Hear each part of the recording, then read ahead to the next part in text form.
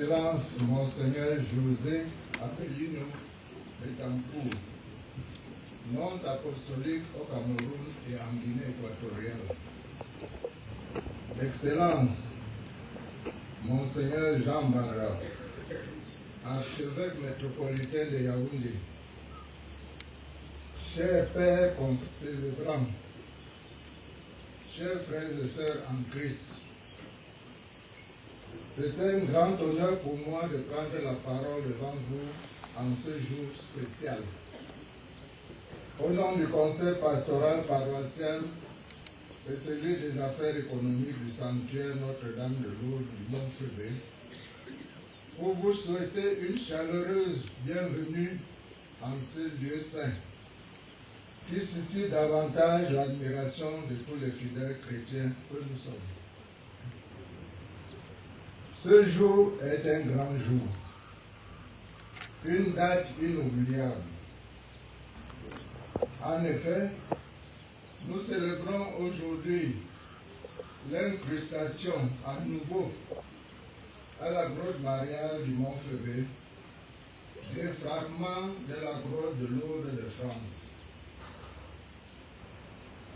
Vous vous souvenez, ces fragments nous avaient été ramenés cette année par son Excellence Frère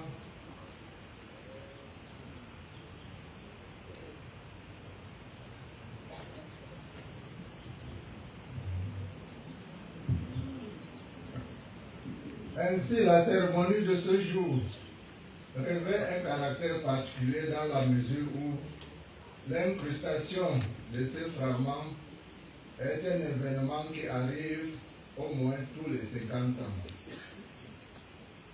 C'est donc un moment fort, exceptionnel, que nous vivons aujourd'hui.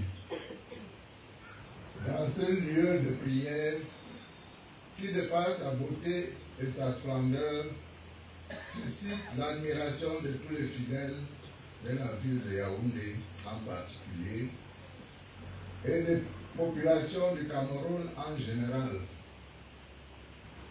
Pour cette pluie de bénédiction, nous vous disons grandement merci, Monseigneur l'archevêque Jean Barra. Monseigneur l'archevêque, mon intervention de ce jour me donne une fois de plus l'occasion de vous témoigner toute la gratitude de notre communauté chrétienne pour votre soutien sans faille à l'aboutissement du projet de réhabilitation du sanctuaire Notre-Dame de Lourdes du Mont-Fébé, reconnu comme étant un grand lieu d'exhortation, de prière et de recueillement. Grâce à la nouvelle dynamique que vous y avez implémentée, vous n'avez ménagé aucun effort pour atteindre les objectifs fixés. Aujourd'hui, le sanctuaire Notre-Dame de Lourdes du Mont-Fédé affiche plus que jamais une dimension internationale. Et pour cela, soyez-en bénis. Monseigneur l'archevêque, vous avez ainsi contribué à ressusciter ce magnifique cadre de pèlerinage, de pénitence et de médiation entre nous, pauvres pécheurs, et notre Seigneur Jésus-Christ, à travers la Sainte Vierge Marie, qui nous permet chaque jour d'aller à la rencontre des autres et à leur offrir notre joie. De par votre présence à la cérémonie d'incrustation des fragments de ce jour, vous démontrez une fois de plus que rien n'est impossible avec Marie, la mère de notre Seigneur Jésus-Christ. Monseigneur l'archevêque, un vieil adage de chez nous ne dit-il pas que qui dit merci en demande encore davantage. Ainsi, nous ne cesserons jamais de faire appel à votre constante sollicitude et à votre générosité. Car avec vous, nous sommes certains que le meilleur reste à venir pour la gloire de Dieu dans ce lieu saint. Chers frères et sœurs en Christ, permettez-moi tout de même de faire un bref rappel sur l'historique du sanctuaire marial Notre-Dame de Lourdes du Mont-Fédé. En effet, c'est en 1961 qu'a été inaugurée la grotte mariale du Mont-Fédé par feu Monseigneur Paul Etoga, premier évêque camerounais et nouvellement installé comme évêque de Malmayo. Consacrée à la Sainte Vierge Marie, cette œuvre a par la suite été affiliée à Lourdes en France, le 8 décembre 1966. Avec une première incrustation des fragments de cette grotte miraculeuse, le sanctuaire marial du Mont-Fédé est devenu au fil des années une destination incontournable pour les fidèles, non seulement de l'archidiocèse de Yaoundé, mais aussi pour ceux venant d'horizons divers. Ainsi, nous devons savoir que la filiation de notre sanctuaire à celui de Lourdes génère des avantages et retombées incalculables. En effet, tout fidèle ou pèlerin qui vient prier ici reçoit les mêmes grâces que celles attendues à la grotte miraculeuse de Lourdes en France. N'est-ce pas magnifique que l'on ne soit plus obligé de parcourir des milliers de kilomètres pour recevoir les bienfaits de notre Mère Marie, protectrice du Cameroun.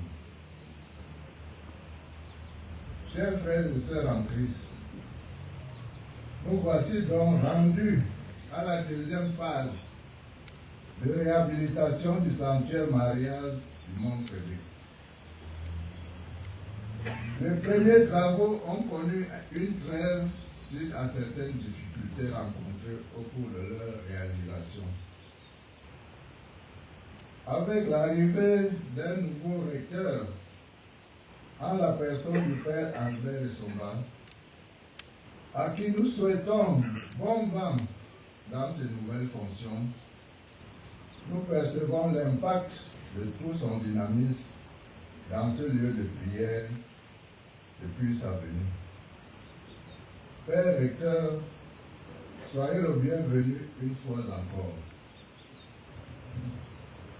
Pour terminer, chers frères et sœurs en Christ, je saisis cette occasion pour vous annoncer que cette deuxième phase des travaux reprendra au cours de l'année 2024. Et les travaux y afférents consisteront en la construction des infrastructures suivantes. Un centre d'hébergement,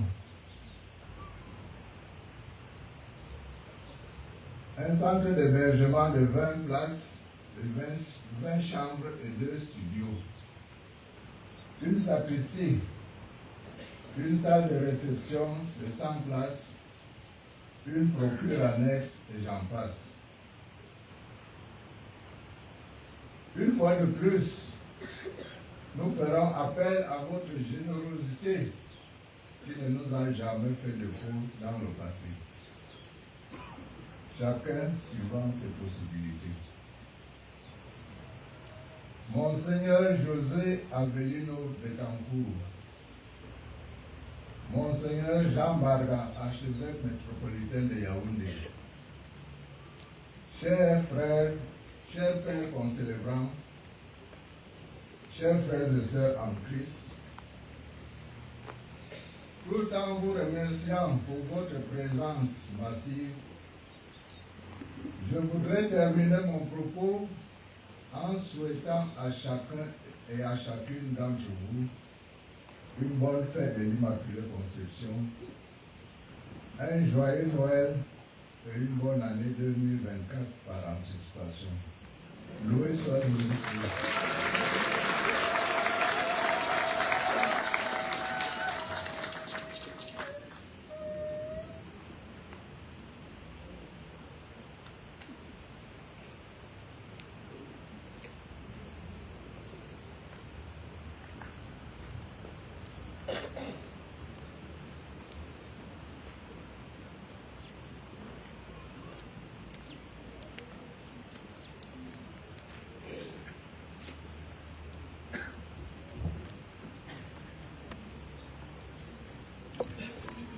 Excellence, Monsieur Jean Barga, archevêque de Yaoundé, métropolite, je vous remercie beaucoup pour l'invitation que vous m'avez donnée pour présider cette célébration. Je vous salue aussi le recteur de cette sanctuaire, le révérend Albert, frères et sœurs, autorités religieuses et religieuses, et je vous porte le salut du pape François, et je suis parmi vous comme un frère entre des frères et des sœurs.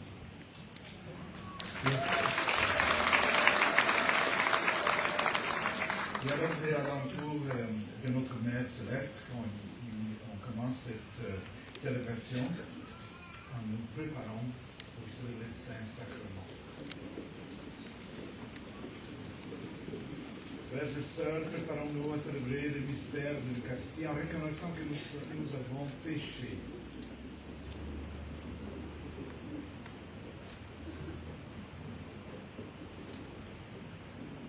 Je confesse à Dieu Tout-Puissant, je reconnais devant vous, frères et sœurs, que j'ai péché en pensée, en parole, par action et par omission.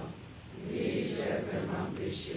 C'est pourquoi je supplie la bienheureuse Vierge Marie, les anges et tous les saints, et vous aussi, mes frères et sœurs, de prier pour moi, le Seigneur notre Dieu. Fasse miséricorde, qu'il nous pardonne nos péchés et nous conduise à la vie éternelle. Amen. Berger de toute humanité, tu es venu chercher ceux qui étaient perdus.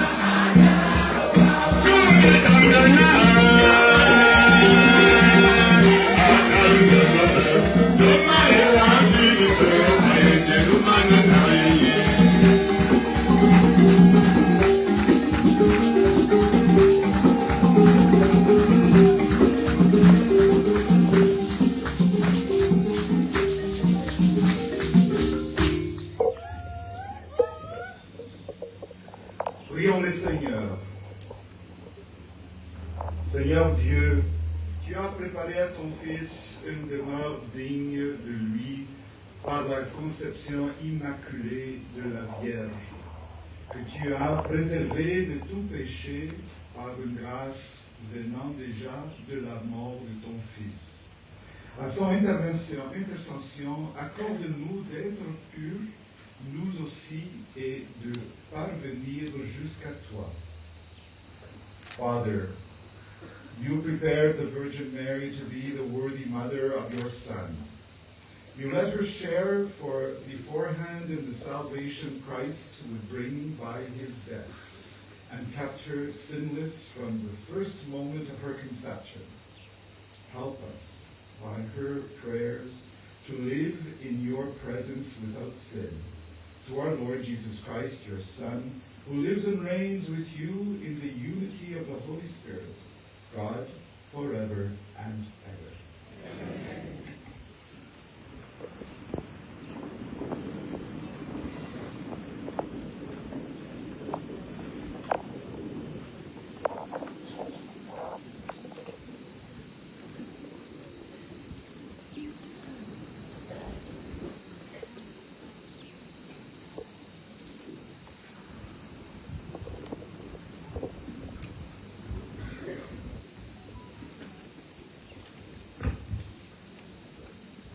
Première lecture, tirée du livre de la Genèse au chapitre 3 du verset 9 au verset 15 et au verset 20. Elle annonce la victoire de la descendance de la femme, c'est-à-dire sur Satan. Écoutons. Quand l'homme eut désobéi à Dieu, le Seigneur Dieu l'appela et lui dit, « Où es-tu donc » L'homme répondit, « Je t'ai entendu dans le jardin, j'ai pris peur parce que je suis nu et je me suis caché. » Le Seigneur reprit, « Qui t'a donc dit que tu étais nu?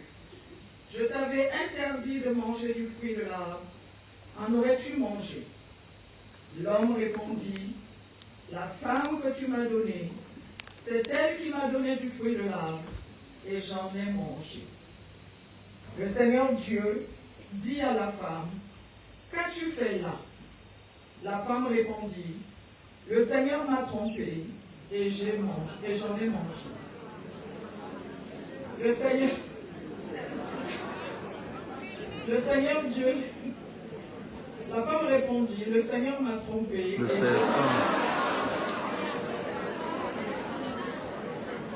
Le serpent m'a trompé et j'ai mangé. Alors, le Seigneur Dieu dit au serpent, parce que tu as fait cela, tu seras maudit parmi tous les animaux et toutes les bêtes des champs. Tu ramperas sur le ventre et tu mangeras de la poussière tous les jours de ta vie. Je mettais une hostilité entre la femme et toi, entre sa descendance et ta descendance. Sa descendance te meurtrira la tête, et toi, tu lui meurtriras le talon. L'homme appela sa femme Ève, c'est-à-dire la vivante, parce qu'elle fut la mère de tous les vivants. Parole du Seigneur. Nous rendons grâce à Dieu.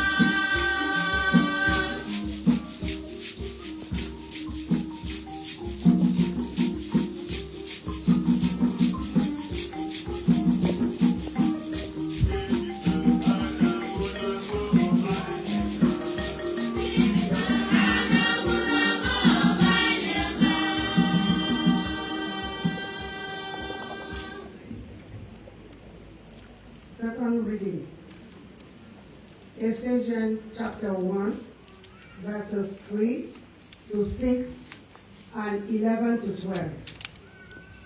Blessed be the God and Father of our Lord Jesus Christ, who has blessed us in Christ with every spiritual blessing in the heavens, as he chose us in him before the foundation of the world, to be the holy and without blemish before him. In love, he destined us for the adoption to himself through Jesus Christ, in accordance with the favor of his will, for the praise of the glory of his grace that he granted us in the beloved. In him we were also chosen, destined in accordance with the purpose of his own, who accomplished all things according to the intention of his will, so that we might exist for the praise of his glory.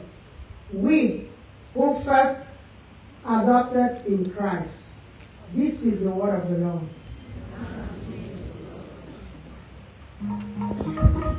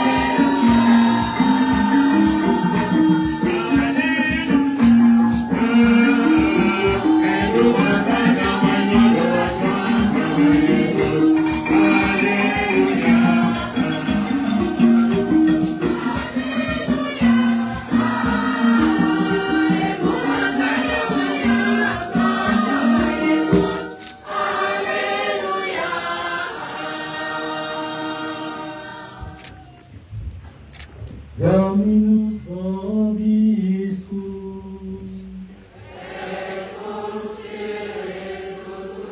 Lectio Sancti Evangelii secundum Lucas.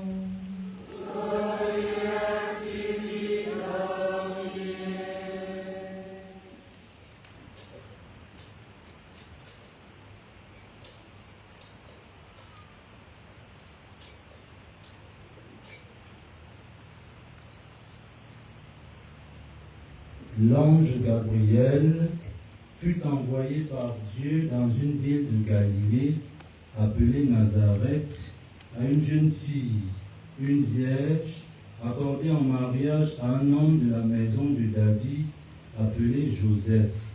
Et le nom de la jeune fille était Marie. L'ange entra chez elle et dit : « Je te salue, comblée de grâce, le Seigneur est avec toi. » À cette parole, elle fut toute bouleversée et elle se demandait ce que pouvait signifier cette salutation. L'ange lui dit : « Sois sans crainte, Marie, car tu as trouvé grâce auprès de Dieu. Voici que tu vas concevoir et enfanter un fils. Tu lui donneras le nom de Jésus. Il sera grand. Il sera appelé fils du Très-Haut. Le Seigneur Dieu lui donnera le trône de David son père. Il régnera pour toujours sur la maison de Jacob, et son règne n'aura pas de fin. » Marie dit à l'ange : « Comment cela va-t-il se faire, puisque je suis vierge ?» L'ange lui répondit : « L'Esprit Saint viendra sur toi, et la puissance du Très-Haut te prendra sous son ombre. C'est pourquoi celui qui va naître sera saint, et il sera appelé Fils de Dieu. Et voici qu'Élisabeth, ta cousine, a conçu elle aussi un fils dans sa vieillesse, et elle en est à son 6e mois, alors qu'on l'appelait la femme stérile, car rien n'est impossible à Dieu. » Marie dit alors : « Voici la servante du Seigneur, que tout se passe pour moi selon ta parole. » Alors l'ange la quitta. Verbum Domini.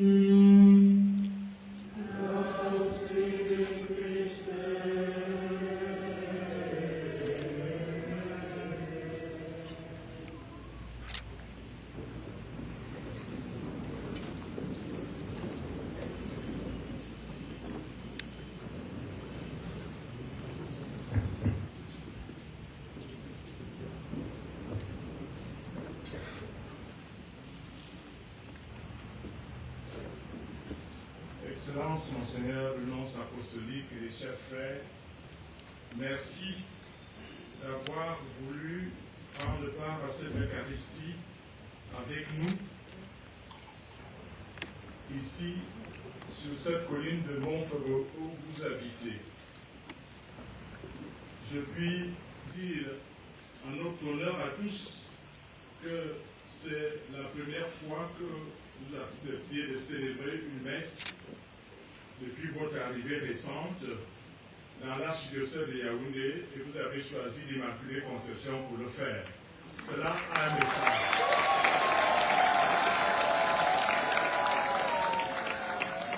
Nous tous ici réunis, selon la bonne tradition africaine, nous prenons la parole en ce jour pour vous bénir, pour vous donner toutes les grâces au nom de la Vierge Marie. Amen. Que votre ministère au Cameroun soit porté par cette mère aimante et que vous trouviez toujours auprès d'elle l'intelligence, la sagesse et la force pour avancer vers un meilleur futur. Amen. Chères autorités, chères mamans, chers fidèles des associations, chers confrères dans le sacerdoce, chers religieux, religieuses, bonne fête! Merci, Monseigneur. Bonne fête! Merci, Monseigneur.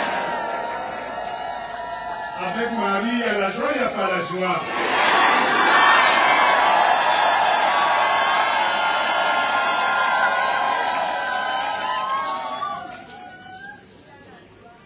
Nous allons donc méditer sur le message d'aujourd'hui. La fête de l'Immaculée Conception que nous célébrons est la manifestation et cette volonté de Dieu n'a jamais cessé. Elle est toujours permanente. Mais il y a eu une entrave, une perturbation du monde par le péché pour perturber le bien que Dieu a créé et voulu pour l'humanité. Mais notre Dieu Tout-Puissant n'a pas cessé d'aimer l'homme et la création sortie de ses mains malgré le péché. Voilà pourquoi il mit en œuvre tout un plan de salut. Aujourd'hui, la célébration de l'Immaculée Conception de la Vierge Marie est pour ainsi dire la mise en œuvre effective de cette volonté de Dieu de garder le monde dans sa bonté et dans son bien-être. Grâce à Dieu, Marie a été, elle est pour ainsi dire, la figure d'Adam et Ève avant le péché.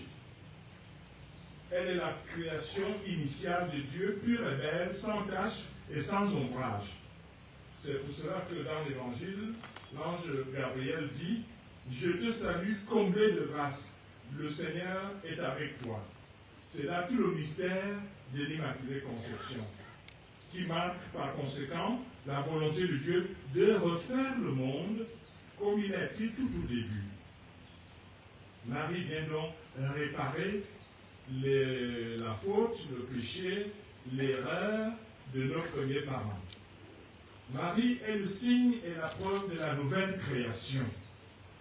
Nous fêtons donc Marie en nous disant qu'il est possible de vivre notre vie dans le bien-être comme Dieu l'a voulu et que le péché, ses conséquences et ses effets ne doivent plus nous empêcher de continuer à vouloir le monde bon et beau. Voilà pourquoi, par la fête de l'Immaculée Conception de Marie, nous allons nous mettre en mission. Nous allons renouveler nos engagements de fidélité à Dieu par Marie pour bâtir un monde bon. Marie nous appelle à œuvrer avec elle pour défendre ce monde chaque fois que nous sentons qu'il est menacé par le mal, le mauvais, la guerre, le méchant. Elle nous appelle à ouvrir notre vie à cette nouvelle dimension bienfaisante. En réalité, l'avènement de la Vierge Marie dans le monde révèle que Dieu se fasse dans ce monde. Par amour pour nous, Dieu a réalisé ce que nous appelons les deux conceptions de Marie. L'Immaculée Conception à la naissance de Marie et la conception virginale du Christ à la naissance de Jésus selon l'Évangile qui nous a été tout à l'heure lu. Par ces deux conceptions, Dieu a voulu Marie pure et belle pour en faire une femme héroïque, une héroïne choisie par lui qui vient prendre part à la libération du monde des souffrances liées au péché. Marie est donc la mère à qui nous pouvons nous associer pour continuer la création de Dieu et l'amener à son accomplissement selon la volonté du Père. C'est certainement un combat, mais dont la victoire nous est assurée. En outre, Marie, dans sa pureté originelle, reçoit cette grâce pour une mission qu'elle doit assumer, à savoir accueillir dans son sein le Fils de Dieu et être le temple pur pour accueillir le Fils de Dieu qui vient s'incarner. Cela veut dire clairement qu'en dehors de la coopération de Marie au plan de la nouvelle création de Dieu, Marie est aussi coopératrice de la mission de son Fils Jésus, mission de salut, mission de rédemption. Elle est co-rédemptrice, c'est-à-dire qu'elle participe activement à l'histoire libératrice de l'homme par le Christ rédempteur. Elle coopère avec Jésus pour que le règne de Dieu arrive. Voilà la double mission de notre Mère du ciel, être coopératrice de Dieu dans la création continue et être co-rédemptrice avec le Christ dans la mission du salut. Voilà donc notre Mère du ciel, celle qu'elle a été et celle qu'elle demeure. Elle est avec nous pour nous guider sur le chemin de la continuité de la création de Dieu Par elle et avec elle, nous sommes les co-acteurs choisis par Dieu pour continuer cette belle création jusqu'à son accomplissement. Soyons donc fiers, aujourd'hui, d'être ainsi associés à cette grande dame qui est au carrefour de l'histoire du monde et de l'homme. Nous sommes aimés de Dieu, car Dieu nous donne une mère qui nous met au cœur même de l'amour de Dieu et de son salut, pour que nous aussi, nous nous élevions vers cette dignité que Marie reflète déjà dans sa nature immaculée. Posons-nous la question de savoir comment vivre avec cette auguste mère dans sa double mission de coopératrice de Dieu et de co-rédemptrice en Jésus. Posons-nous la question aussi de savoir quel peut être notre rôle sur le plan de la coopération avec Dieu dans la nouvelle création. Il y a, comprenons simplement, il y a la nature, il y a l'écologie, il y a le service des autres êtres vivants, la bonne maintenance du monde, la préservation de l'environnement, les luttes contre la pollution et la déforestation, les guerres. Bref, il y a un monde à purifier. Cela est important de savoir que nous ne devons pas être de ceux qui tuent la création. Dieu compte sur nous pour préserver la bonté de la création à la suite de Marie. Le Saint-Père François, dans ses deux textes, l'encyclique Laudato Si et son exhortation apostolique Laudate Deum, nous propose de nouvelles voies vers l'écologie intégrale. Il nous exhorte à la conscience écologique. Ne soyons pas les destructeurs, mais les préservateurs de l'harmonie du monde, notre maison commune. En société, sauvons-nous des conflits et affrontons ces défis d'harmonie sociale pour mieux gérer les finances publiques, lutter contre la corruption, respecter les droits des femmes, lutter contre la misère sociale, faire du bon élevage, faire de la bonne agriculture et promouvoir une saine éducation. Bref, refaire, selon l'Esprit Saint, la surface de la terre. Par nos programmes de développement, sauvegardons toujours la création de Dieu embellie par la Vierge Marie. En ce qui concerne la mission de co-rédemptrice de Marie, cela veut dire que, avec Jésus et Marie, redonnons à l'homme sa dignité. Avec la Vierge, combattons le péché et l'emprise du mal sur la société et l'homme. Avec la Vierge, menons tous ces combats avec l'assurance de la victoire dans le Christ. Chers frères et sœurs, par cette fête de Marie, que Dieu, dans le Christ, vienne donc nous donner la joie de vivre en paix spirituelle, la paix sociale, la paix familiale, la paix politique et économique, la paix écologique. Portés par ce grand Magnificat, nous accueillons une autre joie, celle de l'intensification de la présence de notre lien de jumelage, de fraternité et de fécondité avec la grotte mariale de Lourdes de Massabielle.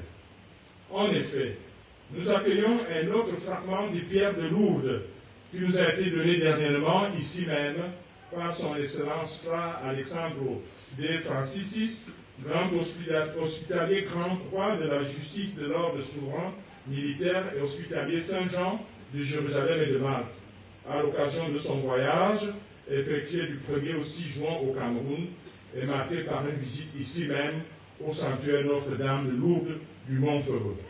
Je sais que parmi vous se trouvent ces représentants de notre ambassadeur de Malte. Je voudrais les saluer particulièrement et tout en les priant de dire encore notre gratitude à cet ordre de Malte qui montre tant de sollicitude pour cette belle grotte de Montferreux. Cela est historique d'accueillir ce deuxième fragment. Cela nous rassure d'une chose, frères et sœurs, c'est que la Vierge qui est apparue à Lourdes est ici au Montferreux.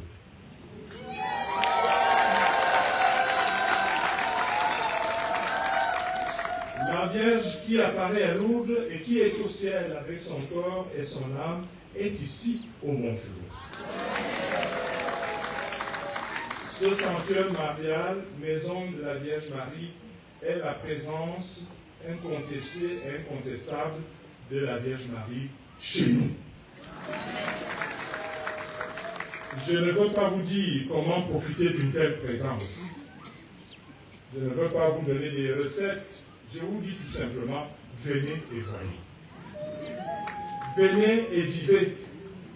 Venez et communiez à votre chère Mère du ciel. Auprès d'elle, vous assumerez au mieux la mission de continuer la création divine, de continuer le salut en Jésus-Christ dans le monde et dans notre vie. Que l'avènement de ce deuxième froment de pierre de Lourdes soit pour nous, pèlerins d'aujourd'hui, la source d'une grâce supplémentaire. Une telle présence symbolique, mais fortement spirituelle, vous invite donc à ce pèlerinage à vous confier entièrement à la Vierge, en vous souvenant de toute la belle histoire que nous avons vécue avec elle depuis plus de 50 ans sur cette commune. Et je voudrais que chacun aujourd'hui puisse dire à Marie, je suis là. Je suis là.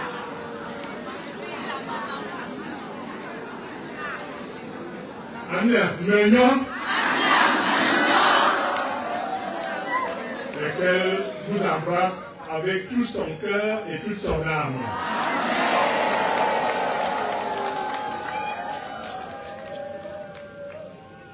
Dear brothers and sisters in Christ, out of love for us, God brought about what we call the two conceptions of Mary. The Immaculate Conception at the birth of Mary, and the virginal conception of Christ at the birth of Jesus, according to the Gospel. Through these two conceptions, God wanted Mary pure and beautiful to make her a heroic woman, a heroine chosen by Him, who comes to take part in the liberation of the world from the suffering linked to sin. Mary is therefore the mother with whom we can partner to continue God's creation and bring it to completion according to God's will. It is certainly a fight, but one whose victory is assured to us. Furthermore, Mary, in her original purity, received this grace for a mission that she must assume, namely, to welcome into her home the Son of God, and to be the pure temple, to welcome the Son of God who comes to incarnate. This glory means that apart from Mary's cooperation in the plan of God's new creation, Mary is also a cooperator of the mission of our Son Jesus, a mission of salvation, a mission of redemption. She is therefore co-redemptrix. That's to say, she actively participates in the liberating history of man through Christ the Redeemer. She cooperates with Jesus so that the reign of God comes. This is Mary's dual mission, that of God's cooperator in ongoing creation, and that of co-redemptrix with Christ in the mission of salvation. Here then is our Heavenly Mother, what she was and what she remains. She is there with us to guide us on the path of the continuity of God's creation. Through it and with it, we are the co-actors chosen by God to continue His creation until its accomplishment. Let us therefore be proud today to be thus associated with this great lady who is at the crossroads of the history of the world and of man. We are loved by God because God gives us a mother who places us in the very heart of God's love and His salvation, so that we too rise towards this dignity that Mary already reflects in her immaculate nature. Let us ask ourselves the question of how to live with this great mother in her double mission as co-operator of God and co-redemptrix in Christ. Let us ask ourselves what our role can be. On the level of cooperation with God in new creation, there is nature, there is ecology, there is the service of other living beings, the good maintenance of the world, and the preservation of the environment, the struggles against pollution and deforestation. Words, in short, there is a world to purify. It is important to know that we must not be among those who kill creation. God counts on us to preserve the goodness of creation following Mary. The Holy Father Francis, in his two texts, the encyclical Laudato Si and his apostolic exhortation Laudato Deum, offers us new paths towards integral ecology. He exhorts us to ecological awareness. Let us not be the destroyers, but preservers of the harmony of the world, our common home. In society, let us save ourselves from conflicts and face these challenges of social harmony to better manage public finances, fight against corruption, respect women's rights, fight against social poverty, do good breeding, do good agriculture, and promote early education. In short, resurface the earth.